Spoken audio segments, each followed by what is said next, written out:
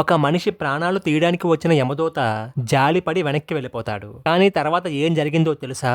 యమధర్మరాజు ఒక యమదూతని భూలోకానికి వెళ్లి ఒక ప్రాణాన్ని తీసుకొని రమ్మని పంపుతాడు. ఆ యమదూత భూలోకానికి వస్తాడు. సరిగ్గా అప్పుడే ఒక ఆవిడ బిడ్డను ప్రసవించింది. అయితే అంతకు ముందు వారమే ఆమె భర్త చనిపోయాడు. ఇప్పుడు ఆ తల్లి ప్రాణాలు కూడా తీసుకొని పోతే ఆ బిడ్డ ఆలనా పాలనా ఎలా అని ఆ యమదూత జాలిపడి ప్రాణాలు తీయకుండా వెనక్కి వెళ్ళిపోయాడు.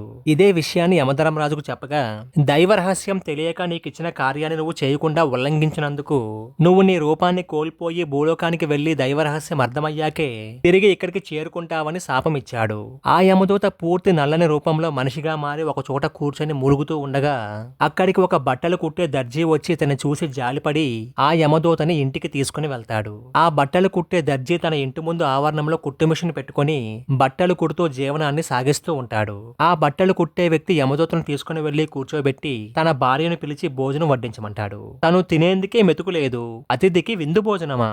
అన్నం లేదు, ఏమీ లేదు, ఇక్కడి నుంచి వెళ్ళు అంటుంది అతని భార్య. అది విన్న యమదూత అక్కడి నుంచి వెళ్ళిపోతూ ఉండగా మళ్ళీ ఆమె పిలిచి, సరే లోపలికి రా, వచ్చి భోజనం చెయ్యి అని అంటుంది. అప్పుడే యమదూత ఒక నవ్వు నవ్వుతాడు. అప్పుడే అతని శరీరంలో కొంత భాగం బంగారు వర్ణంగా మారుతుంది. ఆ బట్టలు కుట్టే వ్యక్తి, నువ్వు నా దగ్గరే ఉండి నాకు తోడుగా పనిచేస్తూ ఇక్కడే ఉండవచ్చు అని అంటాడు. అలా 5 ఏళ్లు గడిచాక బాగా డబ్బు ఉన్న ఒక స్త్రీ తన 2 పిల్లలతో ఆ బట్టలు కుట్టే వ్యక్తి దగ్గరికి వస్తుంది. అయితే ఆవిడ 2 పిల్లల్లో ఒక పిల్లవాడు అవిటివాడు. కొన్ని బట్టలు ఇస్తూ ఆ అవిటి పిల్లవాడికి ప్రత్యేకంగా చాలా ఖరీదైన దుస్తులు కుట్టమని చెప్పి అక్కడి నుంచి వెళ్ళిపోతుంది. అప్పుడు మరొకసారి ఆ యమదూత నవ్వుతాడు. మళ్ళీ అతని శరీరంలో కొంత భాగం బంగారు వర్ణంలోనికి మారుతుంది. మరో 10 ఏళ్లు గడిచాయి. ఇప్పుడు ఆ యమదూత బట్టలు కుట్టడం బాగా నేర్చుకున్నాడు. ఒక రోజు ఒక ధనవంతుడైన వ్యక్తి కారులో వచ్చి తనకు 20 ఏళ్ల వరకు చినిగిపోని ఒక కోటు కుట్టమని 3 రోజుల్లో వచ్చి తీసుకుంటానని చెప్పి వెళ్ళిపోతాడు.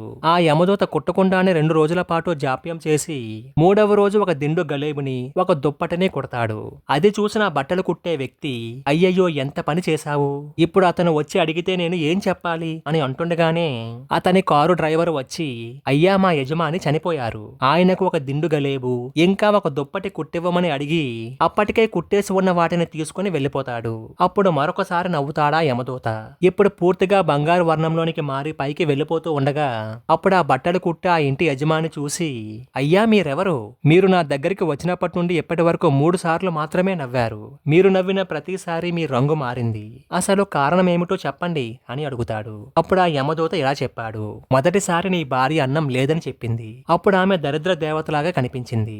మళ్ళీ భోజనం చెయ్యు అని పిలిచినప్పుడు నాకామె మహాలక్ష్మి రూపంలో కనిపించింది. అప్పుడు తెలిసింది మనుషుల అభిప్రాయాలు మారుతూ ఉంటాయని. ఇక రెండవసారి అప్పుడే పుట్టిన పిల్లవాడి తల్లి ప్రాణాలు తీయమంటే ఆలోచించి వదిలేశాను. కానీ ఆ పిల్లవాడికి ఆమె కంటే ఎక్కువగా ప్రేమించే తల్లి అతని అంగవైకల్యాన్ని కూడా లెక్క చేయకుండా తన బిడ్డతో సమానంగా చూసే మరో తల్లి దగ్గరికి చేరాడు.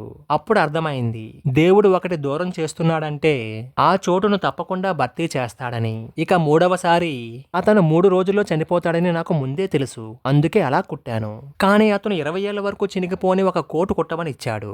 ఏ క్షణంలో ఎవరు పోతారో ఎంతకాలం ఉంటారో ఎవరికీ తెలియదు. కానీ ఎప్పటికీ ఇక్కడే ఉండిపోతామన్నట్టుగా డబ్బు పోగేస్తూ ఉంటారు, అక్రమంగా సంపాదించి డబ్బును పోగేస్తూ ఉంటారు, ఎప్పటికీ చావును అనే ఆశతోనే బతికేస్తూ ఉంటారు అని నవ్వుతూ నేను తెలుసుకోవలసిన దైవ రహస్యాలు తెలుసుకున్నాను అని చెప్పి వెళ్ళిపోతాడు.